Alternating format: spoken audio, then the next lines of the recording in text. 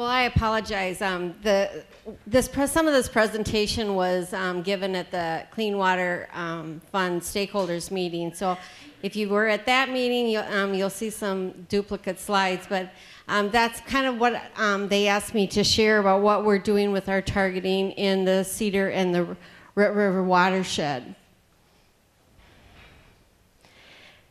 The Cedar River Watershed District in the Mauer SWCD is almost all the way down by Iowa. The Cedar River Watershed District is 435 square miles, and like he had said, the 4-county area. The area is strictly corn and beans, fence row to fence row, very, very highly drained area. Lots of challenges, but our ag is our economic engine down there. So, as the chief was talking, we have to work with landowners but also protect the resources in the Mauer County area. One thing I wanted to let you know is the Mauer SWCD in 2000, probably right after 2004, worked with the 4 surrounding counties, and we have lots of flooding issues in this area, and we needed a multi-county local government that would look at flood reduction. From that, the Cedar River Watershed District was established in 2007. So the Cedar River Watershed District's contracts services, administrative and technical, through the Mauer Soil and Water Office. So what I'm going to talk about today is I'm going to give you a snapshot of our history. We're going to talk about the targeting tools that we use, our targeted areas and projects in the Cedar River watershed, and then targeted area and projects in the river watershed. Another thing I want to talk about is all the stuff that we've been working on. And it's just not the Mauer SWCD or not the Cedar River Watershed District. It is all the many, many partners that we have worked with. And if it wasn't for those partners, many of these projects would not have taken place. So throughout the presentation, you're going to hear a lot more than the Mauer SWCD and Cedar River. A quick snapshot. This is our challenge. 2004 was the flood a record in the Austin area. We lost a couple of lives in that flood. It's an area that has flooded in the last 10 years. We've had 6 floods a record, so the flooding continues to get worse, and it's all about flow. And so what we're doing is the Cedar River Watershed District's purpose is flood reduction and improved water quality in the watershed. Some of the targeting tools that we are using is the modeling with the HEC and the HMS. That was done in 2007. The staff in our office have used LIDAR, and then our monitoring efforts with the Cedar River Watershed District. This was our first, this study, the Surface Water Management Plan, came after the 2004 flood. Got a challenge grant through Bowser to take a look at the water management above Austin. The goal of this plan was what can we do to reduce flows coming into Austin by 20%. And so we hired Bar Engineering to do this surface water management plan. And the goal then was like I said, to reduce flooding by 20% and improve the water quality. The results of that study was the Dobbins Creek watershed, which is right above Austin, is probably the priority area. We can get the most bang for our buck in that area. That's the flashiest area. And so we wanted to make the most of the money that we could get by working in this sub-watershed. So that was 2007, and so we had already started targeting the Dobbins Creek area. So from to start working in Dobbins Creek, what we did is Justin Hansen from our office applied for an ag restoration grant through Bowser, and we got that, and so then we did a SWOT model on the Dobbins Creek area. And as the Dobbins area, and as well as the Cedar River, it's all impaired for turbidity. And so we are in the middle of a TMDL for turbidity. We've gotten all of our data, and we're in the midst of writing the report for the TMDL. The North Branch is by far the area that needs the most help. And it worked out well because then we could use a private consultant, because we didn't know how to model in our office, but through the Board of Water and Soil Resources, then get the grant. And the grant showed that the North Branch was the area that we needed to work on. And these were and then what they did is they took sub-watersheds of those areas in the SWOT report. I can't see what that. And then what they did is they gave us a cost estimate and a list of practices that we could do, lower the turbidity and hopefully slow the water down a little bit. So this is what we're going to do is in that SWOT report, it talks a little bit about the a stream revetment. We have lots of areas in the Dobbins area because the river's so flashy. We have lots of stream bank erosion. So we applied through the Clean Water Fund to do a stream revetment. And once again, Cedar River Watershed stepped up, paid for the match on the Clean Water Fund. And we set out to try to solve the problem on this Dobbins tributary. So we went 50 miles east and we got some cedar trees.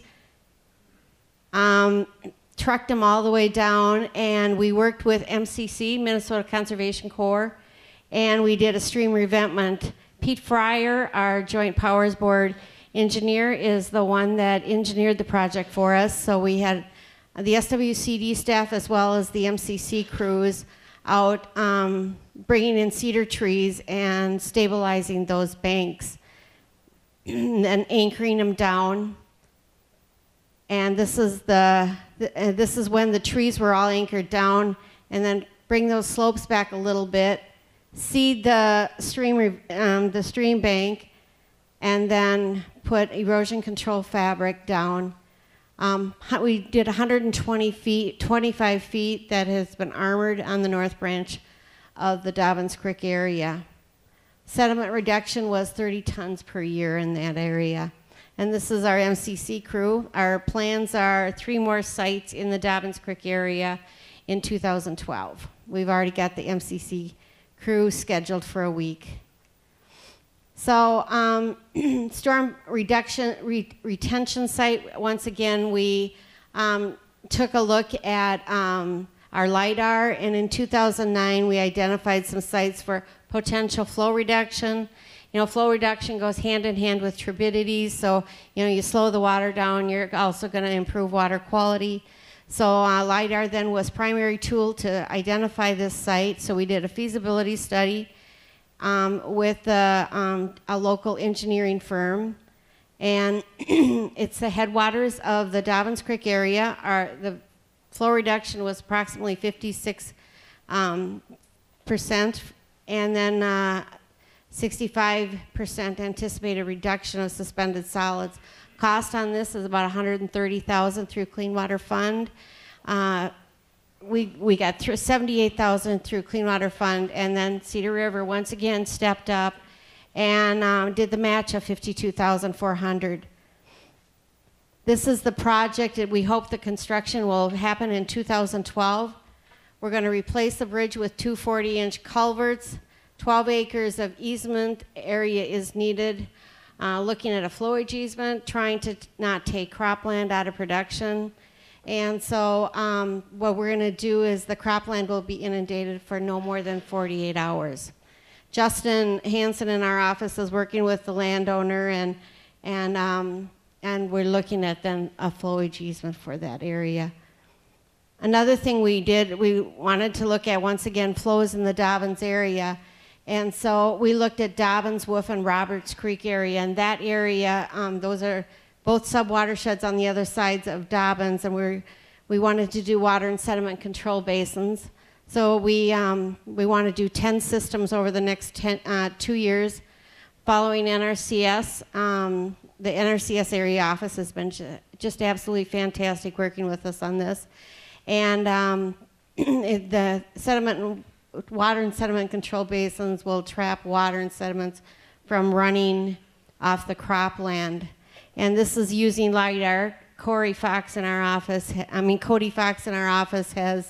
has used LIDAR to take a look at what areas would be most beneficial in the 3 watersheds on where we can get basins, and also big thing is cooperative landowners.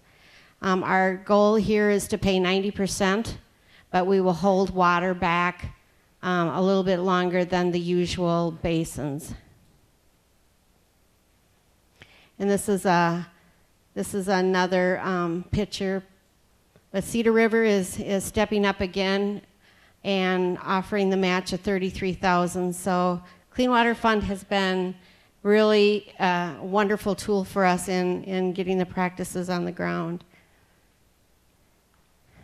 Another tool that we use is our monitoring. Matt Taylor is here today, and he's done the monitoring program for the Cedar River Watershed District for the last 4 years. And it helps us prioritize and target our areas.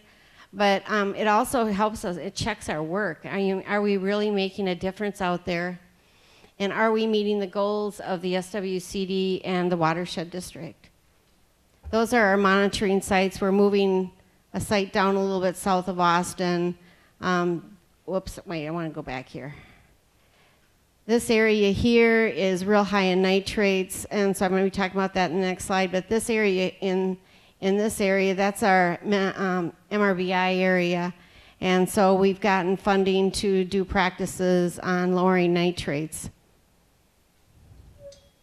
So we took that 11,000 acre sub-watershed that we call JD5, and real high nitrates in that area. So we're working with landowners, doing an education program on stock nitrate testing, working with the Iowa soybean growers, and helping fund that. It was real successful in 2011, and we hope to enroll 10 more producers in 2012. And you know, we collect the data for them, but then we give the data back to them, so then they can see over application, and it pretty much opened their eyes. And so we hope that just by education, we can lower those nitrates in that sub-watershed. As I said, that we've had the comprehensive monitoring program for the last 4 years, and so we will be able to look at data pre-construction and then after construction to look at flows and also water quality. In our 10-year watershed plan, we literally have flow targets that we would like to meet, and take a look at the Dobbins area to start meeting those flow goals. So another watershed that we work on is the Root River, and we work really close with the Fillmore SWCD. Donna Rasmussen and her staff are just doing a phenomenal job in that watershed. It's a huge watershed.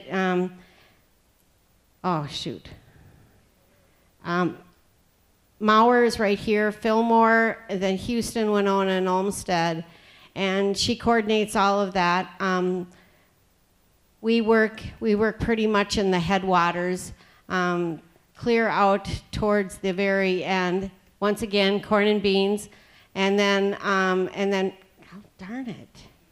And then, you know, it goes from corn and beans to the beautiful Fillmore County area, then over into the Houston County, and then into the Mississippi. So it's a beautiful watershed, but we are at the headwaters. So we have been working with Nature Conservancy and the Department of Ag. Because we're such a heavily drained county, we're an area that we're doing lots of pilot projects and demonstration sites on drainage practices, then what we call the new era of drainage. And so what we've done is a two-stage ditch. The two-stage ditch and the controlled drainage were both funded through the CIG grant for NRCS. Rich Biskey is the one that was very instrumental in doing the two-stage ditch, and then the controlled drainage was done by Mark Dietrich writing that grant. But both have been just real assets to the projects. And then we've also done the constructed wetland with the bioreactor. This is the two-stage ditch. It's a project that was started in 2009. Kind of tough to get it off we wanted to do a public ditch. Landowners and the Drainage Authority really didn't want a public ditch, so we went to a private area, and boy, they jumped on that like you can't believe. We've gotten pretty good success. Two-stage ditches are costly, and if we want landowners and producers to adopt these practices like that, we have to provide good science for them. We've got a couple of, the University of Minnesota has done lots and lots of work on this system, and but we still want to provide more data, so we are applying for 3 more years of comprehensive monitoring on this system.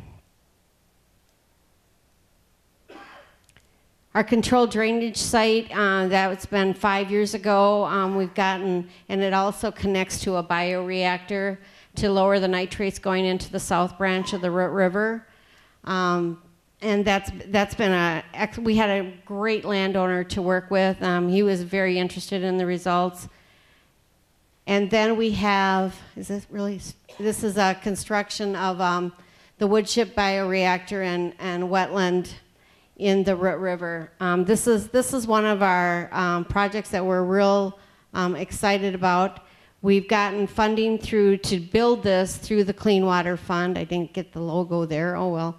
And so this is this area, doggone, I wish well, it goes into ditch 8, which is a public ditch, but there's over 200 acres that flow in that's totally drained, that flows into the bioreactor that's getting built here right now. And then the control structure is there. And they're filling it with wood chips. We got our wood chips out of Root River Hardware over down by Preston. And this is Rich Biskey and Mark Dietrich out on site a lot with the technical staff. Cody Fox in our office was the one that watched the construction go. And this is the final project. And so you see the constructed wetland, and then the bioreactors here. There's overflows here, and flow structures. So this is brand new, and so we want to do some monitoring also there. Once again, showing producers good science. We've got using LIDAR, we've got 2 more sites, and that's what we call the CP39 CRP. FSA is promoting those practices, constructed wetland, not necessarily a bioreactor, but a constructed wetland that goes in before it hits the river or the ditches. So those are a couple of things. This was $71,000 Clean Water Fund, and then Nature Conservancy stepped up and helped us with the match of $43,000. So roughly we're looking at 20% nitrate reductions. We have 50% phosphorus reductions, and once again, we're trying to hold the water back. Root River has challenging flooding issues, just like the Cedar does. So, you know, good planning is essential for targeting, and it seems like sometimes we plan, but you have to know where you're going, and then you also have to target so you can get the most bang for your buck. And, you know, I don't want to sit in a meeting saying, what did you do with that study, Bev? You know, you get it out on the table and you use it, and so we don't put it on the shelf and get dusty. So that's it. Thanks.